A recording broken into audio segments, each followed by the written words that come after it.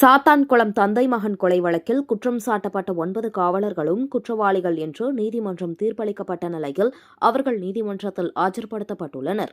கடந்த 2020ஆம் ஆண்டு ஜூன் மாதம் கொரோனா ஊரடங்கு காலத்தில் கடையை தாமதமாக மூடியதாக கூறி சாத்தான்குளத்தை சேர்ந்த வணிகர் ஜெயராஜ் மற்றும் அவரது மகன் பென்னிக்ஸ் ஆகியோரை காவல்துறையினர் விசாரணைக்கு அழைத்துச் சென்றனர். விசாரணையின் போது அவர்கள் இருவர் மீதும் நிகழ்த்தப்பட்ட கொடூரமான தாக்குதலால் அடுத்தடுத்த நாட்களில் இருவரும் உயிரிழந்தனர்.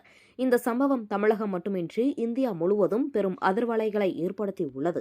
அப்போதைய சாத்தான்குளம் காவல் நிலைய ஆய்வாளர் ஸ்ரீதர், உதவி ஆய்வாளர்கள் பாலகிருஷ்ணன், ரகு கணேஷ் உட்பட 10 போலீசார் கொலை வழக்கின் கீழ் கைது செய்யப்பட்டு மதுரை மத்திய சிறையில் அடைக்கப்பட்டனர். இதில் சிறப்பு உதவி ஆய்வாளர் பால்துறை உடல்நலக்குறைவால் உயிரிழந்தார். இந்த வழக்கை சிபிசிஐடி விசாரித்து வந்த நிலையில் பின்னர் சிபிஐக்கு மாற்றப்பட்டது.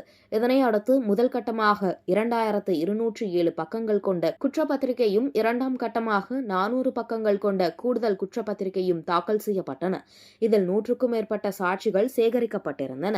இந்த வழக்கு நேற்று மதுரை மாவட்ட முதலாவது கூடுதல் அமர்வு நீதிமன்றத்தில் விசாரணைக்கு வந்தது. அனைத்து தரப்பில் வாதங்களும் முடிந்த நிலையில் கைது செய்யப்பட்ட 9 காவலர்களும் குற்றவாளிகள் என நீதிமன்றம் தீர்ப்பளித்தது. அதனைத் தொடர்ந்து அவர்கள் 9 பேரும் நீதிமன்றத்தில் ஆஜர்படுத்தப்பட்டுள்ளனர்.